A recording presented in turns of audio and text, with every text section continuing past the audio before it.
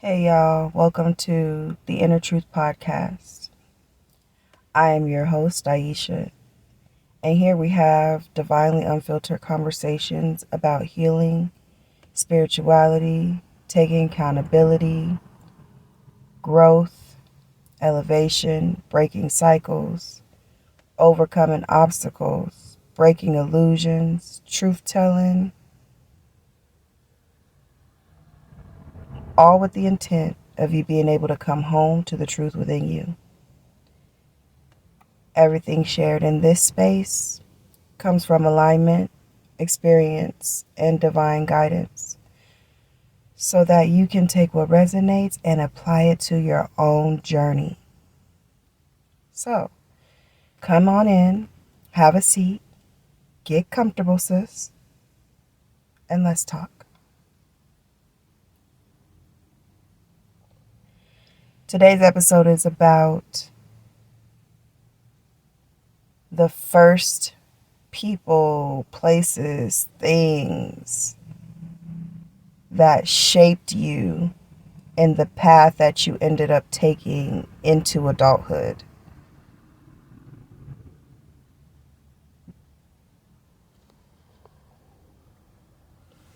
So, I don't want this episode to be so long as maybe the other previous episodes have been, but we just gonna get up in here and just have the conversation, y'all, and we gonna let just this divine energy take its time and have its space. So some of your first people, places, things that shaped your pathway leading into adulthood, right?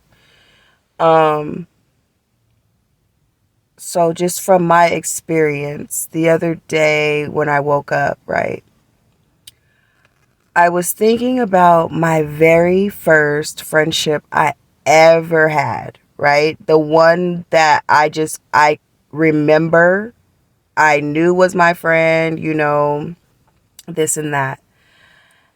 And she was my very, very first friend. And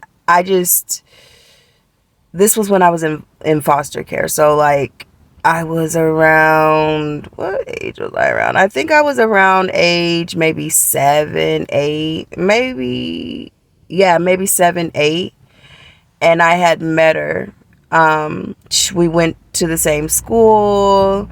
When I got to class, we were in the same class. When I got to class, you know, she was one of the first people who introduced herself, the first people who like excitedly, wanted to show me around, show me the ropes. And she was the first friend of mine that actually I didn't, I felt protected with, I felt safe with. And I didn't realize, until later on, once, everything had came out, that she and her siblings were pretty much going through similar stuff that me and my siblings were, without all of the trauma, the torture, and the abuse, But her mom was, a single mother trying to raise all of her kids, And so there were things that they had went through, and she kind of was in and out of foster care herself. But at the time that I had met her, her mom had them, and that was that. When we were at school, I couldn't tell that she was living a similar life to mine, because when we were at school, she was like one of the popular kids. Everybody loved her, everybody surrounded themselves with her. And her sister went to the middle school, so like their whole clan, her brothers were in elementary school too, and they were just, a part of the cool kids at school. And I never really had a desire to be a part of the cool kids, right? But I never had the desire to be treated like I was in school. So I was basically treated like, the scum on the bottom of everybody's shoe. I was treated like the charity case. I was treated like the, like, ooh, don't get too close to her. Don't be too, look how she looks. She looks, look, her clothes are falling off of her. She looks like she's wearing somebody's hand-me-downs and this and that. And it's just like, whenever someone would try to talk about me, I could always count on this girl to, have my back. Even though she was a part of the popular kids, I could always count on her to have my back, And I know you're probably thinking like, well, you guys are like 7, 8, like who's thinking about popular kids and not. But honestly, in that time of era, like, trust me, it was going on in school, And, I think going through that at that age, and then it going from that age to even into like, high school, it's like people just treated me like I was just the charity case, I guess they just saw me as, the one we pity and feel sorry for, but we don't become friends with that one. We don't get too close to that one. We just watch that one from a distance or whatever. And the sad part about it is those who actually did try to get, close to me and become friends with me, they were able to understand me a little bit better because I kind of was closed off, and it goes back to my first friendship. So she was great, and then once we started getting into middle school, I started going to Totem Middle School. So we were friends throughout elementary school, and then we went to Totem Middle School, and it seemed like everything just started shifting, right? So I noticed that things were completely different from elementary to middle school. I noticed that the kids were a lot more like, oh, you have to pick a side, or, you can't really hang out with them. You like, what are you doing feeling sorry for people like that, And I actually started realizing and noticing how, because my cousin who was my age, who we all grew up, who I grew up with or whatever, I started noticing that she and my friend were starting to like hang out a little bit more, and like my friend would kind of pull away. Like I felt the energetic pull. Like she would still speak to me, don't get me wrong, and she would still speak up for me, don't get me wrong, but it was when it came to my cousin, who I guess she had started becoming friends with. And let's be honest, my cousin was my very first childhood bully. Okay. My cousin, who was my age, was my very first childhood bully, because when it started out, her mom used to dress us alike. The people used to call us twinsies. We both had really pretty long hair. And that was great. But the only thing that made us distinct was when I was in school, I was very intelligent. So I would get, my report cards would come back with things with the teachers like praising me pretty much, like, oh, your child is so intelligent, she's so smart, she helps the other students, this and that. But when it came to my cousin's report cards, it was a whole different story. So my cousin started bullying me, because now she's coming back home with these report cards. Her mom's getting on her ass about them. And then I'm coming home with my report card, and we're the same age. So we go to the same school, and, she didn't like that. So she started finding ways to like bully me. So she would try to embarrass me in front of my friends. And for this particular friend, she actually succeeded at it. because she had ended up telling this girl that, you know, like, oh, did you know she still pees on herself? Did you know that, be careful of her because she might lie? Do you know, you should smell her sometimes because she stinks and this and that, right? And it's just like, okay. And in my mind, I'm thinking how dare you, how dare you? But then in my mind, I'm thinking, when it comes to my friend, I'm like, we was friends for like three years of elementary school. And then now we're in middle school, right? And are you serious right now? Like, you gonna believe her? Like, practically my sister, And, but she was telling the truth. I was still having accidents in bed and stuff like that. But she didn't tell the whole truth. She didn't tell the part where her mama would have me stand up all night, or her mama would have me sleep in her bathroom and tell my ass, if I got my ass on her toilet, that she would beat the fuck out of me and throw me down the stairs. She left those parts out. She left the parts out that would make someone look at her and her mama crazy, right? She left the parts out where her mama would tell her to take me to the bathroom downstairs, walk me to the bathroom, and instead of doing that, she would just leave my ass there, right?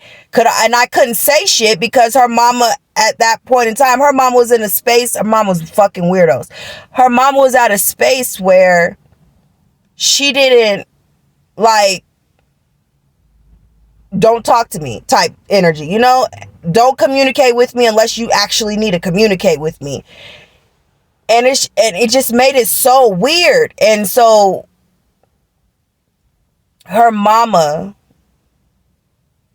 my mama was the first adult person who shaped my life. Because being with my mama and having to go through the things that I went through with my mama, where she was on drugs, where she was having men in and out the house, where she was, she just had all these people around me and my siblings. There were times where my siblings had to step up and take care of us because my mama was out, doing her and not giving a fuck about us. Even down to the point where my mama forgot us at daycare. We found out that she actually didn't forget us at daycare, but she had went to jail behind some nigga that she was dealing with, drugs related.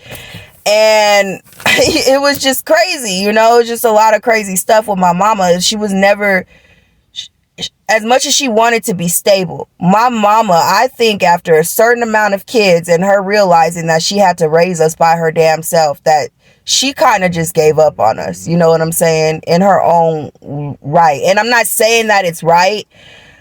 And I'm not saying that, oh, you're trying to make light of it. Nah, I'm not trying to make light of it. I'm talking about it like this because I've already forgiven and made peace. You know what I'm saying? So I don't have to talk all rah and angry. If you would have met me about 4 years ago, then you would have got that peace, But I'm not there in that space no more. I don't talk to my mama no more. Me and her, I've cut the cord from my mama. You know what I'm saying? I love her. But I choose not to have that relationship with my mama. You know what I'm saying? Because you, the same person that ended up leaving me, and then you came back, you still turned out to be the same person, but you tried to lie about it and thought that your kids were going to be stupid. Some of us fell for the bait. Some of us didn't. Me being the one who didn't,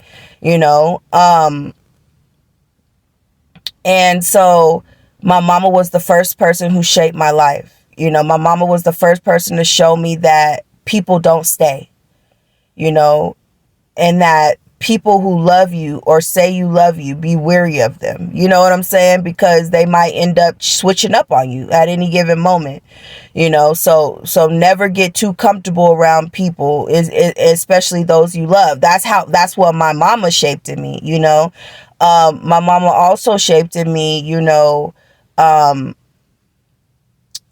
that the need to just be loved, you know what I'm saying? The need to, Go find love wherever you can find it. You know what I'm saying? And for her, she went to find love in men's arms. And so she shaped that in me. So in my life, as I became a teenager, that's where I started searching for love at too, was in men's arms. Well, other boys' arms. And then as an adult, I started searching for it in men's arms, And my mama helped me form this prejudice about black women because my mama was a black woman. You had a black child, you know what I'm saying? And you abandon that child. And I care, but I don't care why you abandon that child. And I say I care because I get it. Me being a mother now, I get it. Like, it is hard being a single fucking mother with no support, no village, no none of that. Sometimes I just want to hang up the coat and just be like, hey, I need a break. Somebody come step in, but it's not that easy. You know what I'm saying? So from that aspect, I get it. But I also don't get it because I'm still here. I'm still here. My babies are 15, about to be 16. My baby is 12 and my baby's 4. I am still here.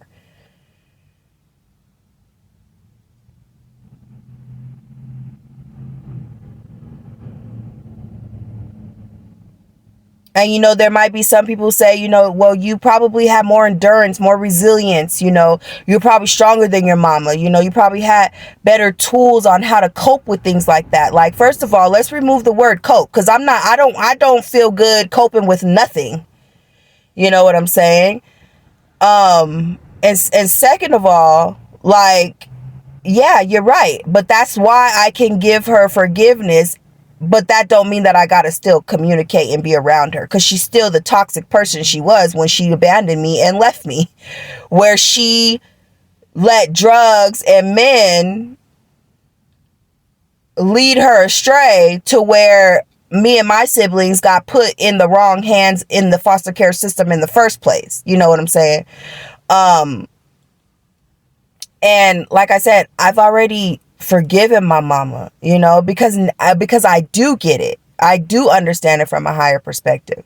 But the inner child in me, she's still working through the grief that comes with wanting to be able to see your mama, hug your mama, and know your mama's actually alive and know where you could go and find her. But the idea of doing so, knowing that you would put yourself back in a space of chaos and dysfunction, that's the part that still I find myself working through with my inner child. You know what I'm saying? Because we're not in that space no more. We found peace. We found healing. You know what I'm saying? And we found rest, and we know, well, I know. And so I'm trying to help her understand that, if we give that up for the expense of her, then are we choosing ourselves? We're not choosing ourselves no more. Now we're choosing comfort and familiarity and over what we've worked so hard to have. So yeah, my mama was the first adult woman to shape my path. And it led me down the road to where I was looking for love in all the wrong places. You know what I'm saying? And then my friend, she was the first friend of mine to shape how I viewed friendships with girls. So even in my teenage years, after her, I really didn't have many friends until I went to high school. And when I went to high school, I had this one friend. Her name was Danica. And she was a white redheaded girl, and she was so dope. And she was like her. She was like my other friend, my first friend, except she was different. So her background was different. You know, she actually came from a stable home. She actually had stable family. She had a big family, and her family was tight knit. You know, she used to, after school, when she was at school and she would, you know, we'd get in her car, her little yellow buggy, and we'd go to Del Taco and get some tacos. And there was this thing where she used to say she used to put her hood on her head, her sweater, and then she used to put my hood on. She'd be like, yeah, now we're in the hood. It was just our own little insider thing or whatever. But my friendship with her was completely different. Like, from the time I had friends with the first friendship I ever had, I never had another friendship. I had associates, but I never really had friendship until I met Danica. And so I started to see how my first friendship shaped who I was when it came to my friendship with Danica. She was kind, she was sweet, she was protective, but I was weary of her because my first friendship started out the same way. And even though me and her friendship was ever evolving, and even though me and her, you know, we were growing and elevating, and we were doing things together. We were in high school, so we had a little bit more freedom, you know, after school to be able to go hang out. In class time, we would sit together, we would talk, we would chat, and there would be something that she could teach me, there would be something I could teach her. So it was a reciprocated friendship, right? And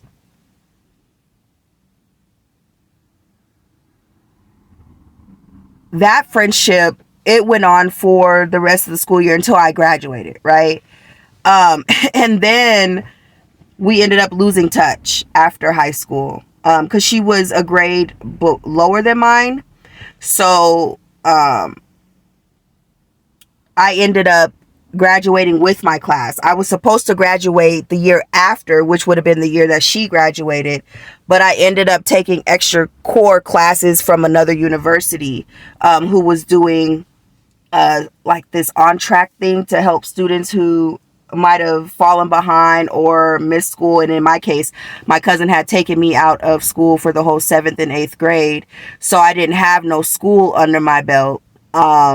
And so I had to test in to see if I was even able to go into the 9th grade when that time came. And it wasn't easy. It was pretty hard, actually. But I tested well, and they allowed me to stay in the 7th.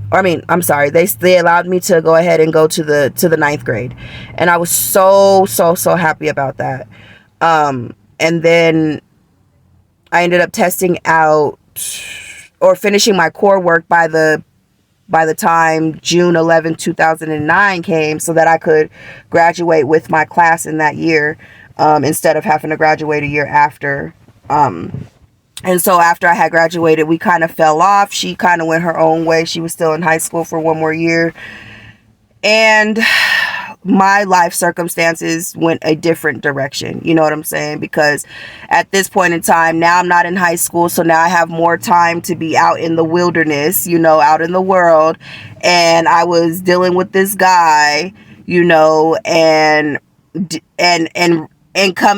realizing, you know, dealing with this guy, trying to get my life together, but also realizing that this guy, because he was going to a different school that I was with, the first guy that I really had like a puppy love type of love with, and he is not the guy who took my virginity. He's the guy that came after the guy who took my virginity. But he was the guy that I had like this puppy love, I guess, fatal attraction type shit with, you know. But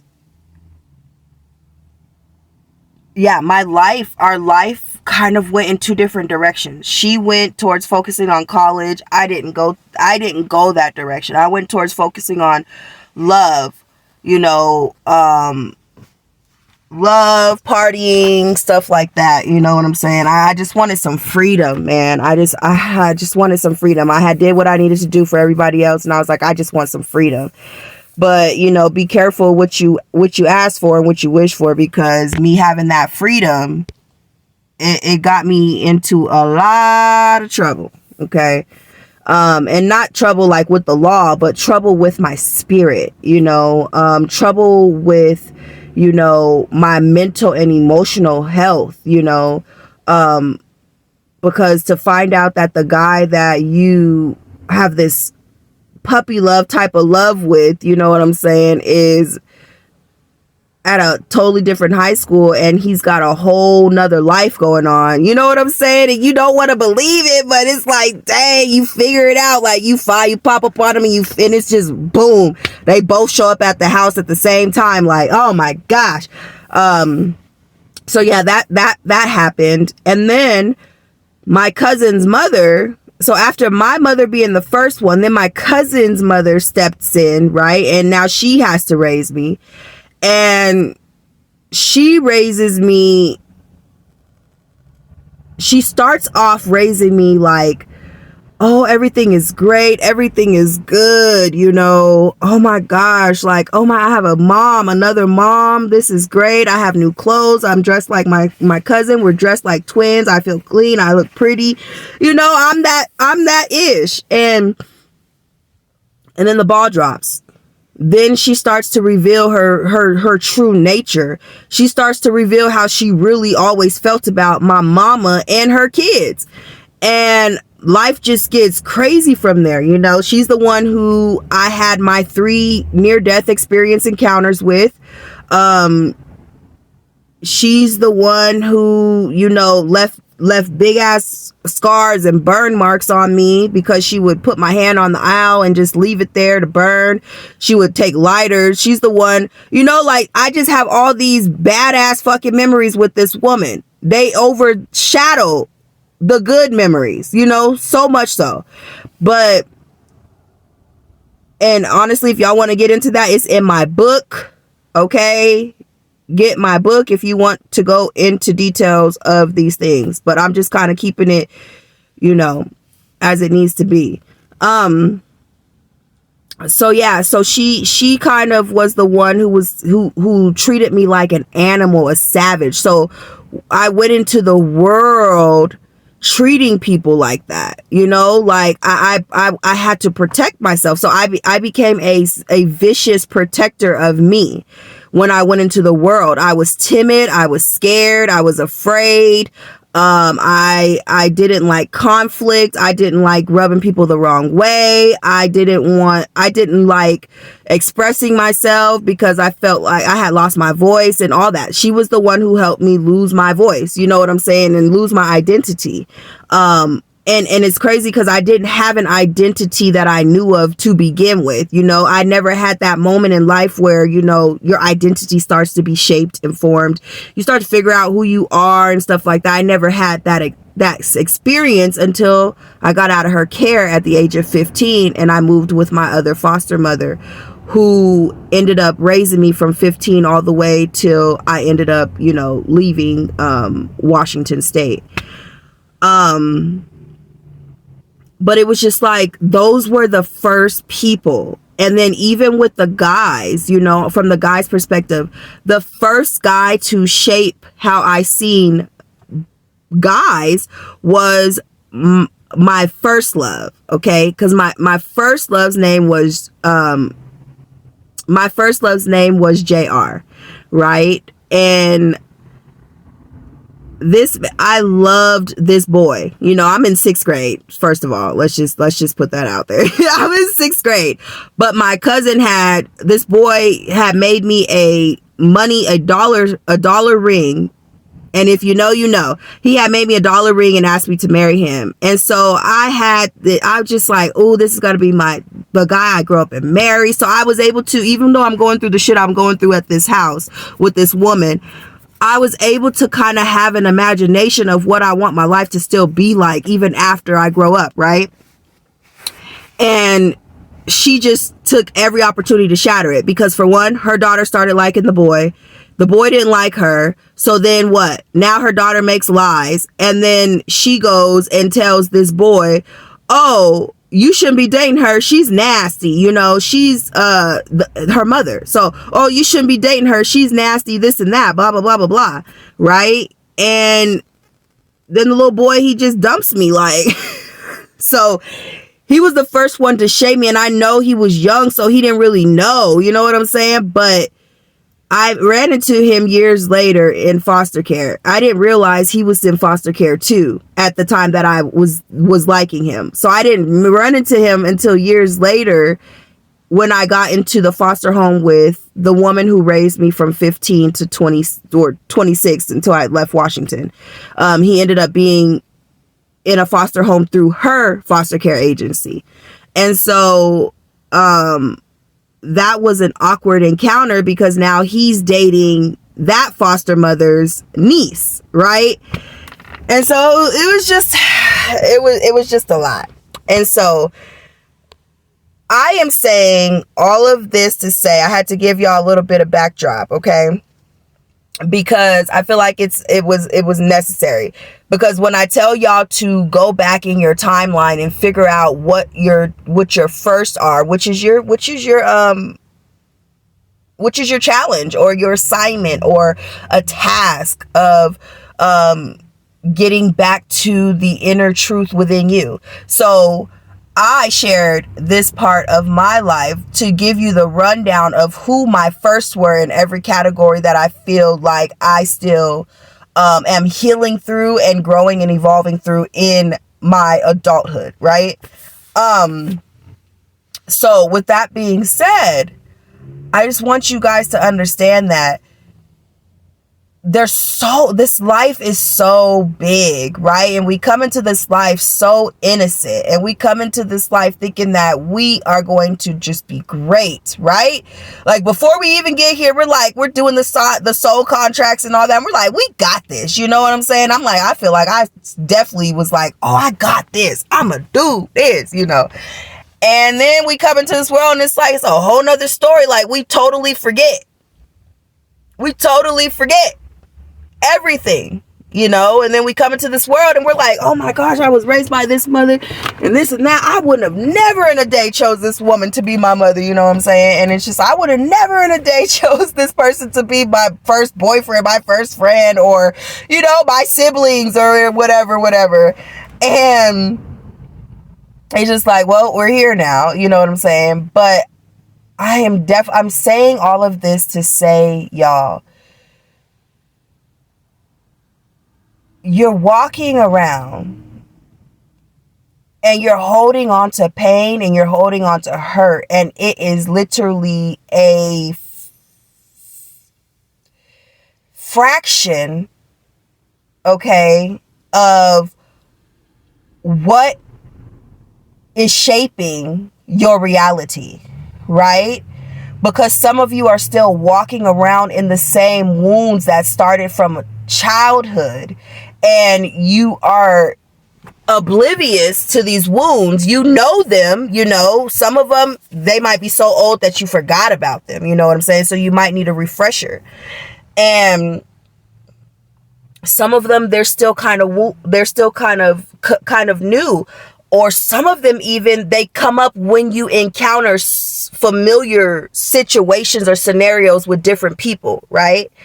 And so these things have to be cleared out. They've got to be acknowledged. They've got to be healed. They've got to be dealt with. And therapy can help. There's many ways that you could deal with these. Like, I might tell you my way, but then you might be like, your way don't work for me. And that's okay, because there's so many tools, resources, and techniques and modalities and all of this God-giving things to help us to navigate this dang simulation, right? So, but I'm saying this, and the reason and purpose for this episode is there are a lot of us who are still walking around with the wounds and the scars and the identities that our first encounters in this life, in the different domains and areas of our lives, help to put there. And we don't know it. So we have to slow down and take stock. Make a timeline. You know what I'm saying? Make a timeline. Sit with yourself. Spirit, what is holding me back? Who is holding me back? What was my first encounter? I've recognized the pattern, but where did this pattern stem from? How did it get here in the first place? Because literally, you know, they say, oh, the past is the past, forget about the past. Yes, I agree with that. But I also agree with the fact of the past still has relevance if it's still shaping your reality in a reality form that you do not want to live in. Okay? Because we're all here as co-creators of the reality we want to live. We're all here as co-creators of heaven on earth or hell on earth, right? And if your mind is not in a space of having heaven on earth because you got all of these wounds and traumas and things of that nature weighing you down, how do you think you're going to be able to get to the place of experiencing and creating heaven on earth, right? Because now all you filter life through is your wounds. All you filter life through is your scars, your battles, your traumas, you know, those first encounters that maybe you forgot about. And you're just like, man, I keep experiencing the same thing in different ways with different people. And I just don't understand why I keep experiencing these same things. Well, maybe you're experiencing these same things and these patterns that you're now starting to realize because it's tied to someone from the past that maybe you forgot about. And so slow down. Take a moment to tap in with yourself. Take a moment to dive in and really figure it out and filter it out, right? Because if you take a moment with you, it's going to come up. It's going to come up. And the good thing about our bodies is that our bodies do keep score. Our bodies keep score of everything we have gone through generationally and even in our current lifespan with our body. You know what I'm saying? And I want to take it even a step further. I feel like our bodies keep score, but I feel like our DNA and our genetic makeups keep score too, you know. Speaking from a generational aspect, you know what I'm saying? And so, yeah, I just feel like that was the message that I wanted to express today. That is something that I wanted to bring to the episode today and bring and shed light on, you know, for the collective that has joined me on this channel and in this space. Because I feel and I see, right? Because I've healed a lot of wounds. I've acknowledged a lot of wounds. I've done a lot of deep diving, deep shadow work for myself, you know, which has allowed my inner child and my spirit to gain trust in me to be able to help me, but also to help me figure out where everything else that surfaces. Because like I said, I'm like an onion. There's layers to my trauma. There's layers to my pain. There's layers to, you know, this and that. But also, I am seeing and realizing that I'm not the only one that is layered. You know what I'm saying? And so I'm also seeing patterns very vividly, you know. Now that gift has opened up for me to be able to recognize patterns, you know, that discernment, you know what I'm saying? And now I can see it, but I don't just see it with myself. I see it in others now, especially the patterns that I've healed and overcome.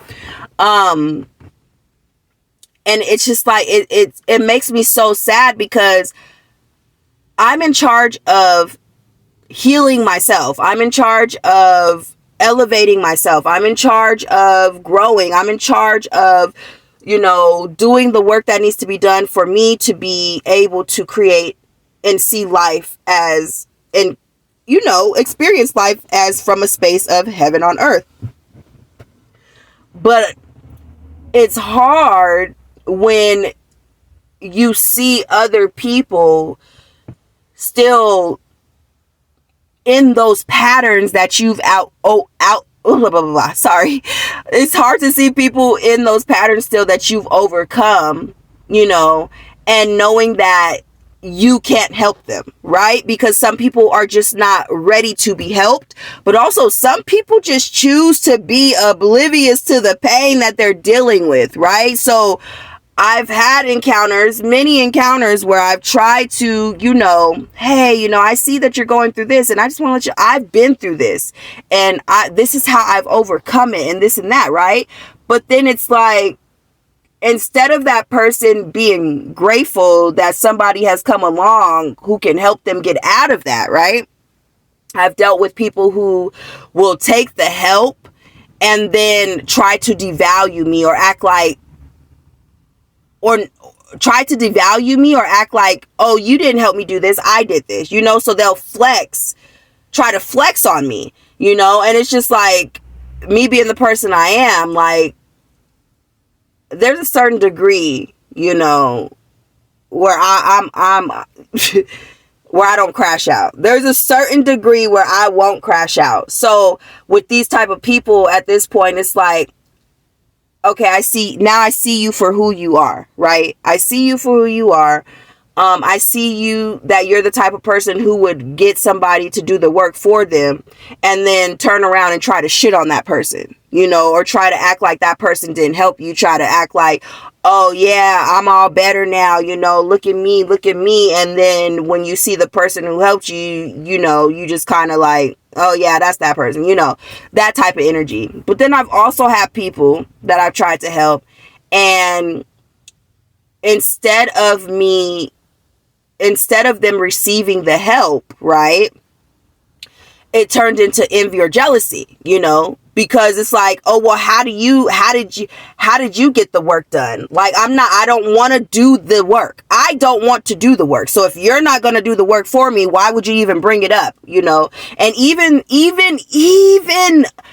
those same type of people, like, you pull the wool off of somebody's eyes a little too soon, and now they have to, acknowledge, oh man, like, and then they become angry, because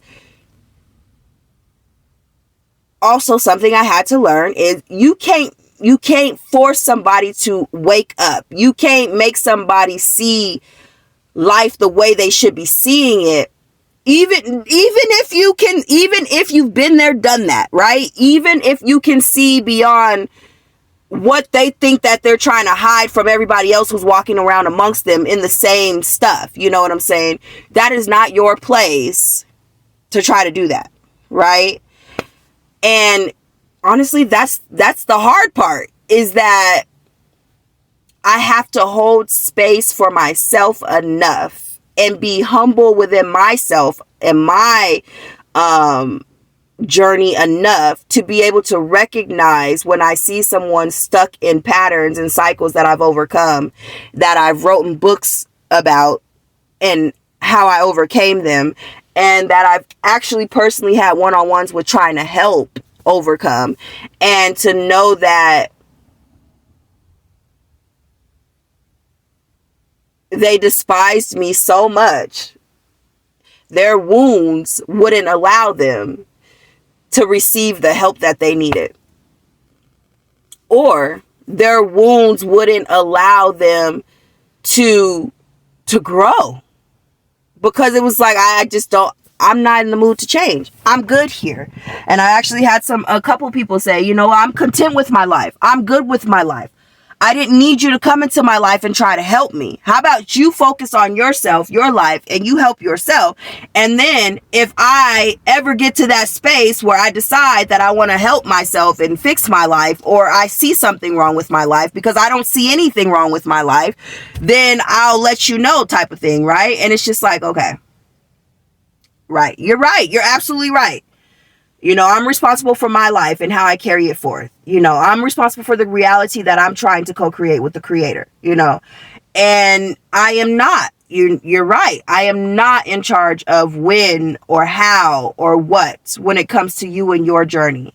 But just know that I'm also not at liberty to stay amongst you, knowing that I am growing, knowing that I am evolving.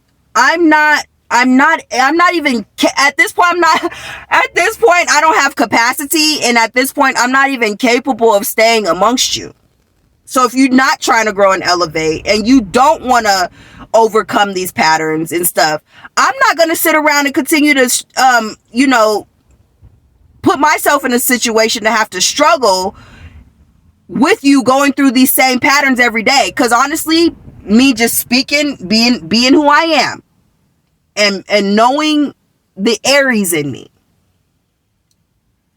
when you're around an Aries, you've got to elevate. And don't get around no Aries that has found themselves, their identity, and who has been working and is still working on healing themselves.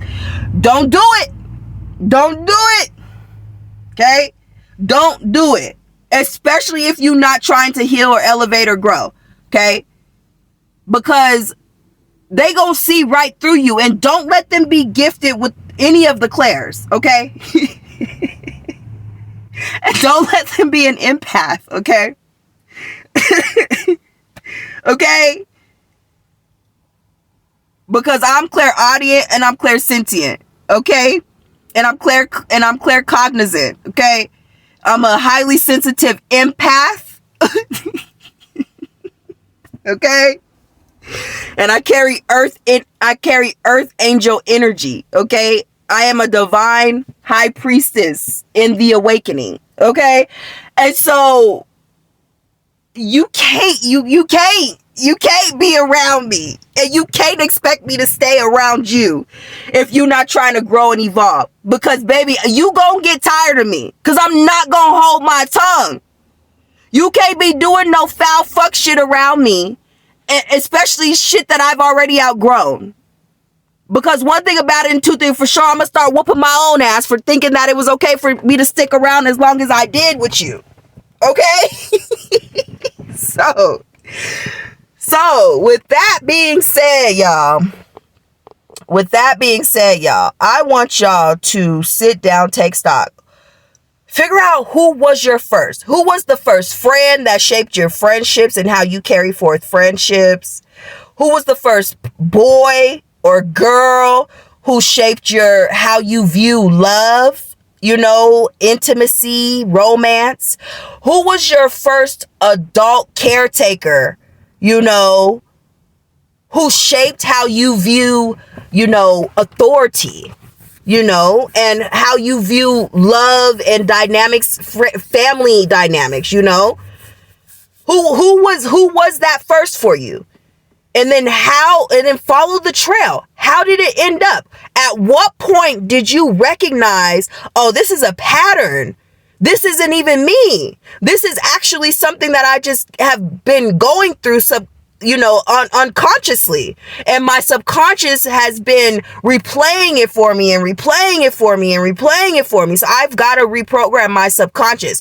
But the only way I can one of the only ways I can update my subconscious on this is to go back into the bag and figure out where it all started in the first place.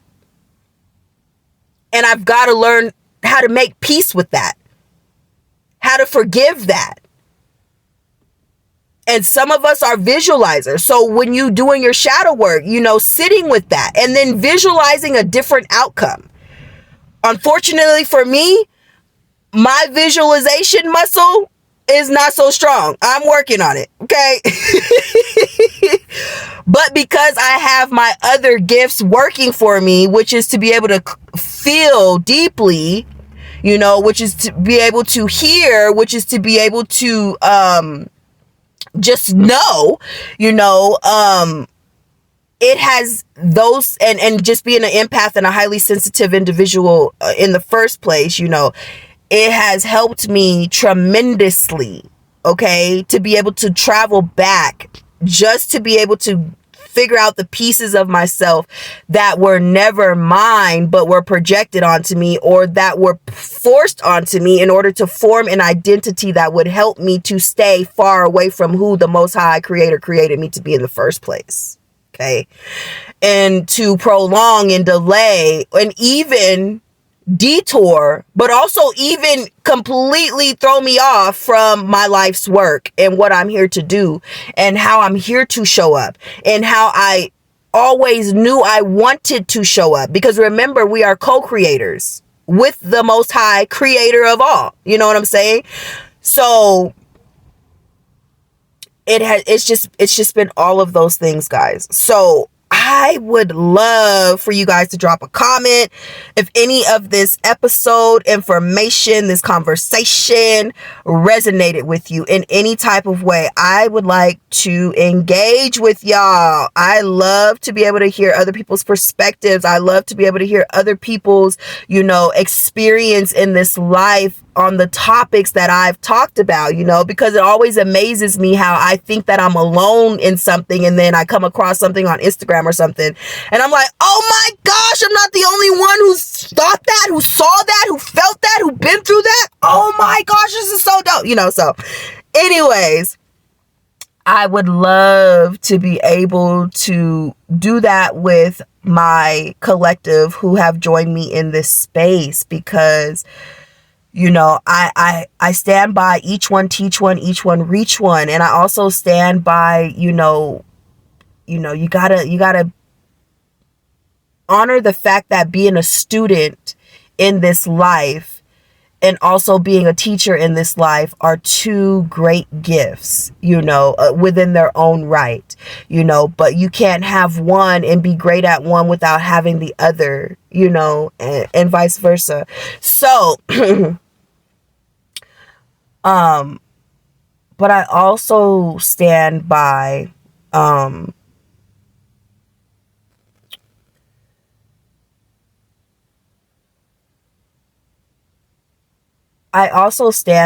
the fact that, we don't take enough time to really actually get to know each other. I used to walk around for the longest, y'all, talking about I wish people wore their labels.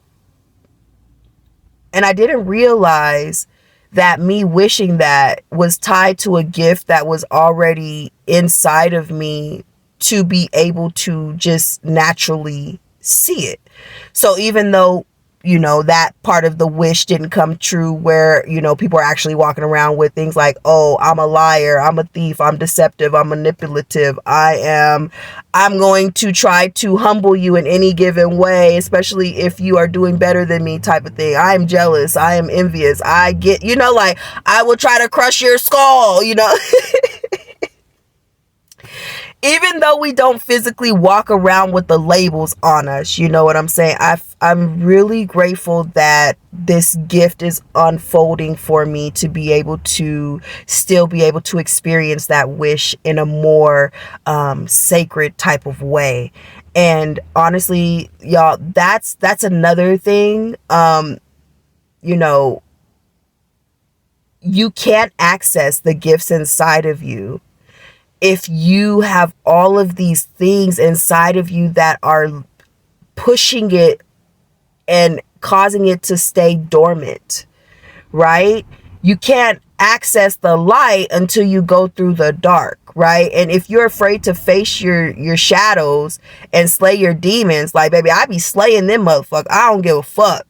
I'm not afraid to face myself. And in the beginning, I'm going to be 100 with y'all. In the beginning, I was. In the beginning of my journey, I was terrified of everything. I was in flight or freeze mode for 3 years straight, while also going through raising another child on my own, while also going through family members being cut off because I'm seeing them for who they are, while also going through the fact that now now I'm on this journey, and now I got all these wounds that are just slapping me in the face. All these demons are surfacing, these inner demons, and they're surfacing. And now I got to heal them and work through them. And I don't even have a blueprint. I don't even know where to start because nobody before me even was on that type of time, And so, yeah, it got wild out here, y'all. But I do want to express that even though it was hard, there's no greater feeling than to be able to dig within yourself, the sacredness within you, to go back into the darkness that is you, and to find your way back into the light. There's no greater feeling. And I'm telling you, the first couple demons I slayed and patterns and stuff I broke within me by going into that darkness of myself that I didn't put there, that other people in the world put there, from a little girl, to have to dig back in there and see why, after all that I went through, I still decided to be a loving, kind, nurturing, genuine, authentic, vibe in this world. It was truly a blessing that I would not trade for anything. And so I say that to say to y'all that you could do it too. You just gotta want to do it, y'all. You gotta want to do it, and it's gonna require, sometimes it may require sacrifices. Sometimes that sacrifice, it ain't gonna never require you to sacrifice your life. But sometimes it will require you to sacrifice people. It will require you to sacrifice relationships that no longer serve you. You know what I'm saying? It'll require you to sacrifice maybe, certain things that you feed your body and your mind with. It might require you to take a pivot in life, where you think that, oh, I'm supposed to be a doctor, but maybe you're supposed to be a psychotherapist or something like that. You know what I'm saying? Like, there will be things in your life you will have to sacrifice, but it will never be things in your life that you will have to sacrifice that will bring you harm. And that was the part that I had to get over, because at the beginning, when I started doing this, I felt like, oh my gosh, like, you just want me to be out here alone. You just want me to be out here with nobody. You just want me to be out here da-da-da-da-da. And when everything started being integrated and fully healed, and I was able to look back, I'm just like, okay, now I see why you had me take that direction. You know what I'm saying? But I'm going to also be honest with y'all when I say I've been doing so much rapid transformations and rebirths and healings for the last 6 years that, I've reached a space in my journey where I'm like, I just need a break. I need a serious break. So now I do find myself sometimes trying to push back. Because I feel like, oh my gosh, I've lost so much control. I used to have so much control of my life, my decisions, how I moved, what I did. And on this journey, I don't get to have that, because everything you're telling me to let go of are the things that I kind of had built myself upon. You know what I'm saying? So now you telling me to let go of these things that I built myself upon, and I'm letting go of them, but I'm also seeing that I don't know where to begin to build myself upon something that is more foundational, that won't crumble, that is mine, that is me. You know what I'm saying? So it's like the waiting process to figure out that in between. It's just like I've been going through so many in between, so many, oh my goodness. And even though that has taken place, I still wouldn't trade it for nothing. But I do find myself trying to push back, because my nervous system is trying to understand, like, why are we going through so much healing so rapidly? Why are we going through a rebirth? So it's like, because literally, y'all, it feels like I have a rebirth. I have a dark night of the soul. I have and then I come out and I'm being integrated. So I'm tired of shit. I'm just, I'm just spacey, I'm numb, and all these things. And then and then I feel something new emerge, right? And then I don't get the chance to fully feel what's emerging before another one comes, And I'm thinking maybe partially that has to do with the fact that I'm really in this journey to evolve. I'm really in this thing for this thing to become me, to remember me,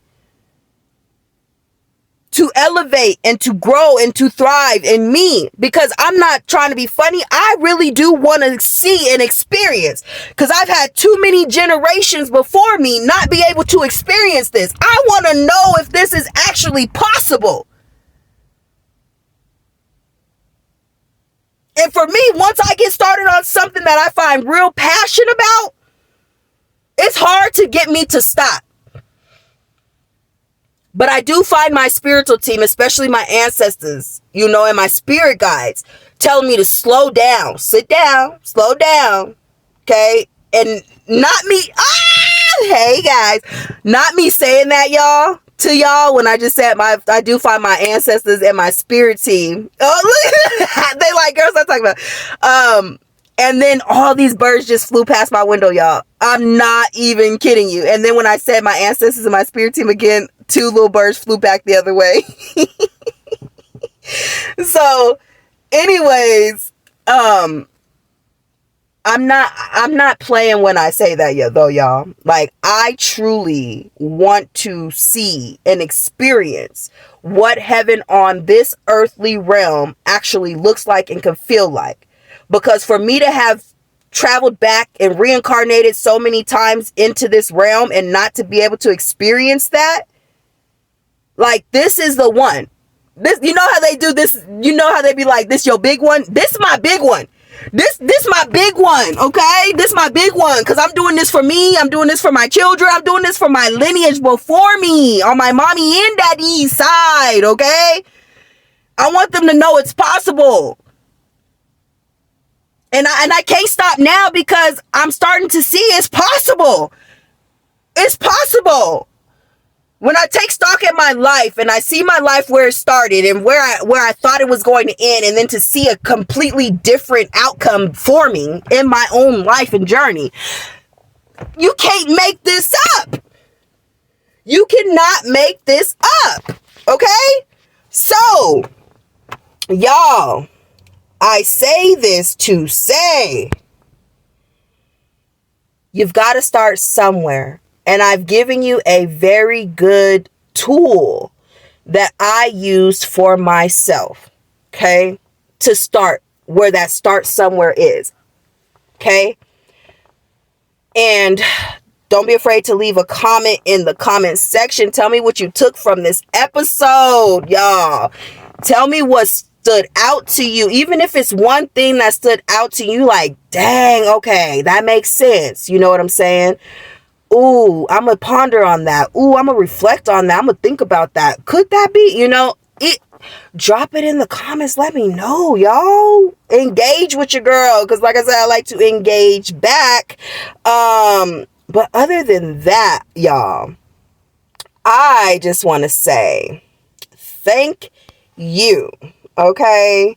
Thank you for joining me on today's episode, where we was talking about the first people, places, and things that shaped the path and journey you ended up taking in life.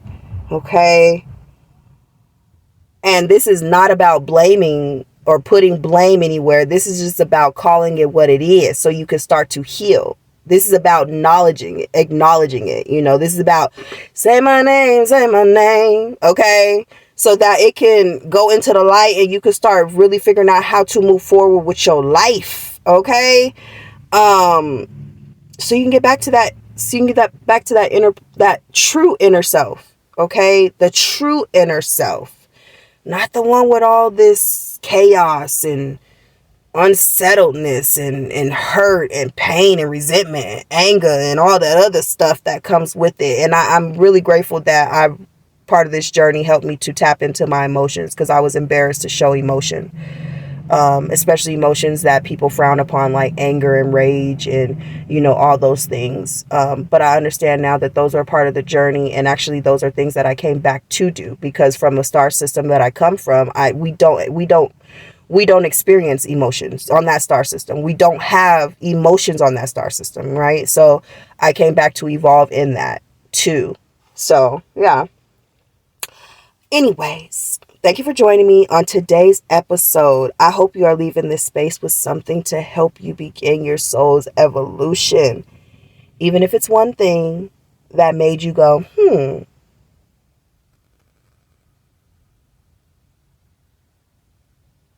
Like, share, subscribe, leave a comment so we can engage and so you and others can keep up with the vibes on this side. I'm your host, Aisha, and this is the Inner Truth Podcast. Bye-bye for now.